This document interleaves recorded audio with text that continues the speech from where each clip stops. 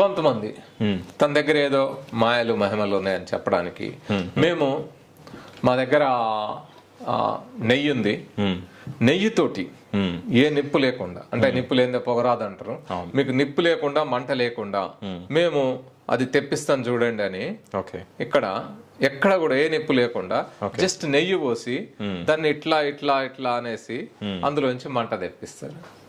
So అది రాగానే అంటే యజ్ఞగుండంలో ఇట్లా పెట్టేసి అందులో అది పోసి ఇట్లా అని మంట అనగానే అది ఎట్లా వస్తుంది ఏంటిది అనేది చూపెడతారు. సో అది నిజంగానే అట్లా వస్తుందా మంట, ఏం జరుగుతుంది చూద్దాం. ఈ లోపు వాళ్ళు ఏం చేస్తారంటే ఇట్లా అనుకుంటా మంత్రాలు చదువుతుంటారు, రా రా అనగానే అట్లా మంట వచ్చేస్తుంటారు. సో చూసిరా, అగ్గి పెట్టె లేకుండా నిప్పు లేకుండా నా మంత్రశక్తితోటి నా మహిమతోటి నేను మంటలు తీసుకొచ్చినా అంటాడు. ఇది నిజంగానే ఈ మంట మంత్రశక్తితోటి మహిమతోటి వచ్చిందా లేకపోతే ఏం జరిగింది? సో ఇందులో ఏం లేదండి, అక్కడ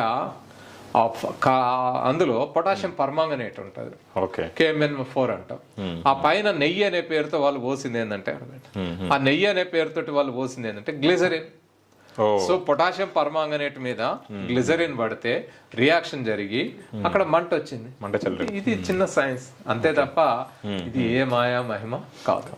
సో ఎలాంటి వాటితోటి పొటాషియం పర్మాంగనేట్ గ్లిజరిన్ వాడి వాళ్ళు ఏదో చేస్తే వాళ్ళ దగ్గర ఏదో మాయలు మహిమలు ఉన్నాయని మనం అనుకోవడం అనేది అది అంటే మనల్ని ఎట్లా మోసం చేస్తారు ఏంటిది.